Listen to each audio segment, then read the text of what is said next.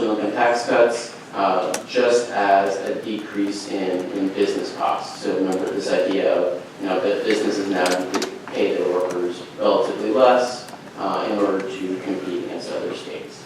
And so here, again, we're going to go back to a scenario where there is no corresponding cut in state expenditure. And again, for all of these scenarios, those cuts are going to be general internal government cuts at this point.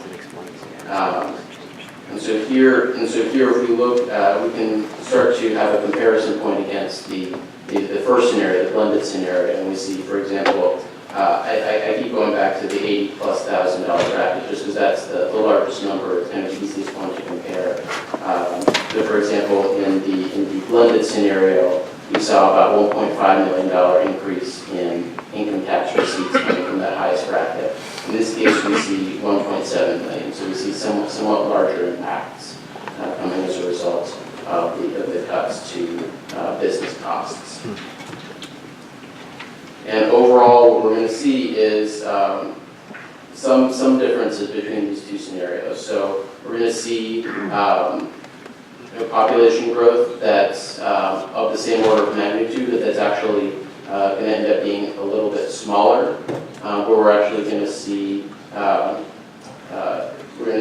total employment impacts that are a little bit larger, and the reason for that is going to be the following. So in the first scenario, there's going to be and apologies, I should discuss a little bit more how we did the blended scenario. So let me discuss that for a second. In the first scenario, there was more weight put on the increases to disposable income, so kind of more weight put on the impacts on individuals relative to businesses. And the way we did that was using publicly available data.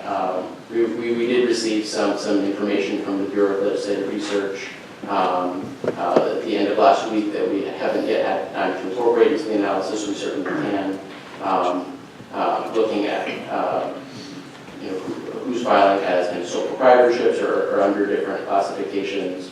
And so we used our internal publicly available data to estimate the amount of income that's being earned as, for example, individuals who are running an S corporation, for example, or a sole proprietorship, and whose kind of personal income is their corporate income or their business income rather. And so we used the weighting of kind of wage and salary versus sole proprietorship earnings in order to weight the two different pieces. And so in our case, that weighed more heavily towards the side of individual personal income taxes. And so here this is kind of going to the other side of the spectrum. And so what we're seeing is the fact that there's a little bit smaller increase in population is because here the direct benefits are accruing just to businesses. So people kind of at a static level aren't seeing any changes in their disposable income, at least directly. There is going to be some impact that comes indirectly. But directly speaking, they're going to see no change in disposable income after tax. And that is one of the drivers of in-migration. So people seeing, okay, now, given what I'm being paid, now I'm seeing after taxes I have a higher wage or salary.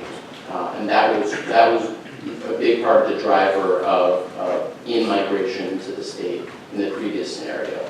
And here, this in-migration is going to be more heavily driven by the fact that businesses are seeing lower costs.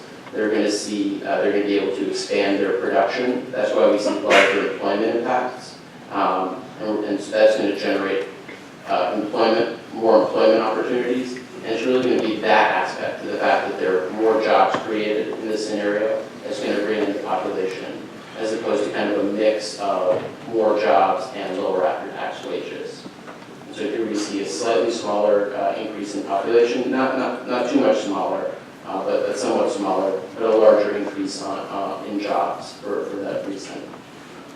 And again, in this case, we're going to see most of the employment impact in the private sectors, and kind of a smaller, about 10% or so coming from the government sector. Again, reflecting increases in population and the size of the economy that you somewhat increase the size here we see relatively larger increases in gross state product and output for the state. Again, two different measures of getting at the size of the economy. And that's going to be coming again because businesses within the state are able to become more competitive relative to other states. So they're able to satisfy more of the demand in their industry, and that's kind of worldwide demand. They're able to satisfy more of that within Arkansas. So that means they're producing more in Arkansas, and so that's increasing the size of the state economy. We do see a smaller increase in disposable income because, again, the direct effect is not on disposable income. This is only coming as a result of increases in pre-tax income, personal income, that comes as a result of the jobs growth.